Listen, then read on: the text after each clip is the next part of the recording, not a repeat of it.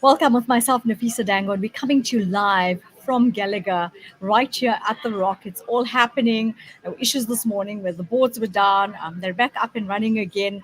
Of course, the huge parties are standing very close near each other with percentages. And everybody's sitting and waiting with bated breath to see what's going to happen next. Obviously, all the results haven't been in as yet, so we're just keeping an eye on that one. With me, I have a phenomenal young lady. Her name is Colleen Makhubele, and Colleen is with the South African Rainbow Alliance. It's a political party founded in 2023. She previously served under the Congress of the People, representing the party as a Speaker of the City of Johannesburg's Metro Council. A very warm welcome to you, and thank you so much for taking the time out to join us on the show this morning. Coming right out of the IEC live, it's all happening here this morning. No, thank you so much for having me, and I greet all our listeners and viewers, and I appreciate this interview. Yes, live, it's hot off the press, everything is just on real time. It's amazing to be here and to watch and to feel the energy here. It's good. So unpack it for us. Being a new kid on the block, you just started off as the South African Rainbow Alliance. I'm sure it hasn't been an easy journey, but just unpack for us what made you decide to go and actually create this particular party. Yeah. It hasn't been an easy journey, that's for sure. But what prompted the start of SARA was a couple of minority parties that came together 2023 and looked at the landscape politically and said, look, what can we do to offer our young people, women, different constituencies, something different that will inspire them to go out and vote. We really wanted to capture especially the imagination of young South Africans that did not even bother to go vote 2021. But we also understood that it's going to be coalitions. The political landscape of South Africa is changing and it will continue to change. And we came together, we wanted to put together a party that will address the leadership crisis that we have. It will seek to address the policy gaps that we have in this country. And also, it's founded on religious values as well, because we believe that the moral and ethical values of this nation has completely decayed. Although we come from a Christian perspective, we do believe that it's not different from a Muslim perspective, and love one another, love one another, be kind is be kind, don't steal. Those are the very 10 commandments are 10 commandments in any religion. So what you're saying is you're three. basing this on obviously ethos and principles. Yes. And I think that's important because Yes. based on that is when you have that sincerity and that transparency out there. Yes, and those were the three key things that we wanted to address. And we found that we got a lot of support actually also from different communities that we consulted. We went to student organizations, civic organizations, churches, and the formation came together. COPE was part of it, by the way, at the start of SARA back in July 2023, all the way up until November 2023 when I was fired, where the wheels came off and different parties, of course, chose different routes, was when we started to define our policies, number one. Some felt they are more Africanism, they want land first without compensation, etc. And that's not what SARA was about. And some people felt that look, they didn't resonate with bringing more of private sector to assist with turning around government. They believe that nationalization is the way to go, and we wanted to do more of business partnerships with government.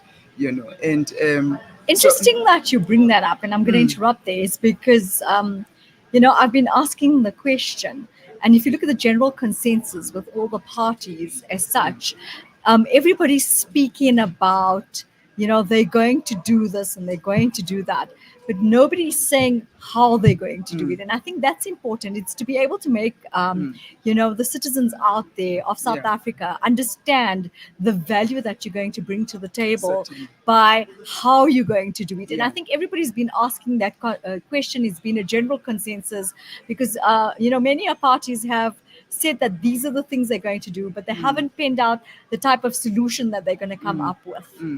And indeed, you're right. I mean, we had put on the table as well, as Sarah, want to create 5 million jobs. And we could tell you exactly how we wanted to do that. And this was well researched and well proven policies that we're going to implement. Number one, denationalize all 700 state owned entities. We've got 700 state owned entities that are shedding jobs, that are not working. I was the chairperson of the post office before this, 2018, 2017. And it was one of the programs as a board we wanted to put in place. If we had done the DHL Take a Lot, would not have taken off so much without the benefit of government, because they wanted to use the vast infrastructure of post office, um, retain the employees there, retrain some of them, deploy them, involved SMMEs, young guys in terms of distribution, using some of our points as warehouse. We've got, I mean, over 3,000 post offices in every rural area in South Africa you'll find. And government just did not get how these partnerships could work. And that was one of, I think, the most painful thing. You look at post office now; it's done, it's dusted, Yeah, it's being for liquidated. sure. People are being retrenched, and it should not have been. And this was at no cost to government, because the private sector was bringing in their money, and they needed this infrastructure. Now they've gone out; they're establishing this infrastructure themselves elsewhere, while the post office is lying waste. Look at Dinel, the same thing. Look at Prasa. We need private partners, Yeah. Transnet, and those are job creators. So Right. that was the first thing, 700 state-owned entities, bring in private partners, immediately you are creating Yeah. jobs. So Second was a 24-hour economy. let's just go in here and look at the dashboard, right? Sarah at this moment has 2,408 votes, Yeah, which is like what 40% yeah. on the board as such. How do you intend growing it? Because I mean, of course, you're a new kid on the block. There's only that many people that relate to what it is that you want to do right Yeah. now. How do you intend growing yourself going forward?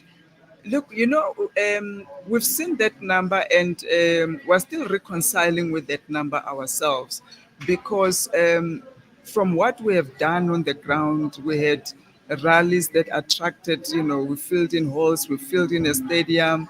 We've got members that are way below that. So a lot is not kind of making sense as yet to say Right. that number, no, we shouldn't be sitting at that number. But it tells you one thing, and we've seen it happening. You need resources. Look at the top 10 parties that are there, even the top five. There's a lot of money that have been spent. We've got people that left us, even in the last 3-4 days before elections, that were offered money to join other parties, that were paid to be party agents. People that came with contracts to say, hey, this party is offering me X and Y. Can you counter it? And we don't have that. We rely on volunteers. We rely Right. on people that are So, using so their you're own saying money. your issue right now would be more from the funding perspective? Resources was certainly one of the most critical issues that really set us back. I think number two was we didn't get as much coverage as we would have liked, and that we always had to fight for. Even debates that were happening, we have to write to editors, why are we not part of the debate? Why are we not included? And we're turned back. Daily Maverick turned us twice back, from a debate, and there's no explanation, because we were not part of those funded by the same funders, whether it's the Oppenheimers or all that kind of funding. So we have seen funding being part of it. We have seen media coverage being part of it. But what we have learned out of it as well, and taking also the responsibility. We started off, as I said to you earlier, I was finishing. I was fired, of course, from COPE, because then I was chosen to lead Sarah. And being a new party, new brand coming into the space, it has not been easy to establish the structures that make you compete elections. Many of the parties that are in the top 10, they're established. They've been there for years. They've got the structures that run. Maybe save one or two action essays there. And I've seen the growth of PA over the years. 2016, PA was competing nationally. It was Yeah. nowhere. So how do you 2019, see it was nowhere. yourself growing We going are forward? we are definitely going to go back, build the election structures now. We are not under pressure. Of course, there's 2026 coming, but we're not like starting a party in 6 months' time. You're going to elections where you're pulled in terms of, do you go to the voter to lure the voter, or you go and build structures, which takes time and money as well. And we opted to run both, which of course, it takes strains. But we are going to go back.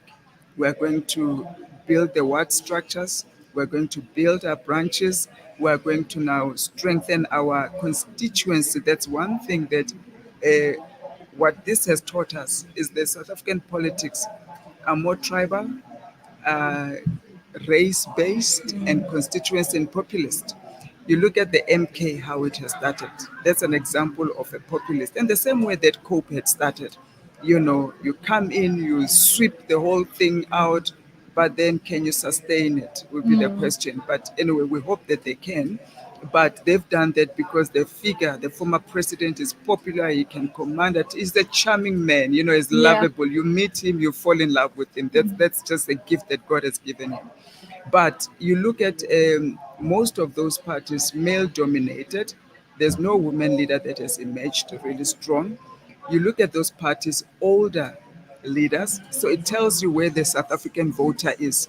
You look at those parties, MK Zulu, ANC Black, DA White, PA Colored. So you segment it to who are they serving. So you need that strong constituency that says, I am this. Unfortunately, we are not a multiracial as we or Yes. As you would multifaceted expect as to you would. be. Even Al Jamaa, it's more Muslim servicing based. You look at you can see that emerging right there.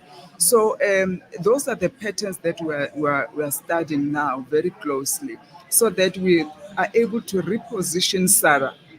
So who do we want to save? Do women really want a woman president? It's a big question for me and you now. Patricia DeLille's not, she's okay, but not yet there as well. I think she's in the top 20. I don't know if she has gotten enough to get a seat as yet. The only other woman that is there, all the women parties are nowhere to be found. Do they want young leaders? We don't know. Look at the pattern there. There are no young leaders. Which tribe must we align to? That must then become own you. So are you So it's saying that, yeah, and let me get this right, are you yeah, saying that you'd like to be one of those parties where you look into to women empowerment and changing that trajectory of, going into politics as such, but giving women a say in the matter? Because if you, like, as you said, a lot of the parties are male dominated. So you're looking at getting a female structure in there to be able to, and I think it would be good, because the thing is, if you look at the type of version that we're in now, people are looking at changing it, to create more empowerment as far as women are concerned, and yeah. women are being given that voices. So are you going to be, is Sarah going to be that role model for that woman voice out there, to be able to give that voiceless woman a voice out there, but also associate themselves to do all the constitutional things that we just spoke about? Yeah. Look, I think we already have positioned ourselves as a party that was carrying the women baton, but the response has not been great. If Okay. you look at the policies that we're pushing, of course, there's economic policies that are general, but we had carved ourselves to really speak to the women. And there's a lot of women issues that are not addressed. Women in parliament are just supporters of men. You look at, I'll give you an example of some of the things that we've put in place.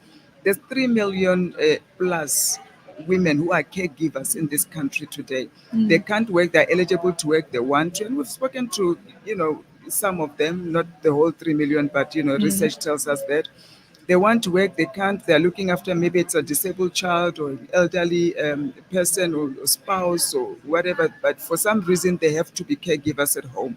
They're not getting any allowance, no grant for them. They have Yes. to depend either on a person with disability grant or an elderly that they are looking out for.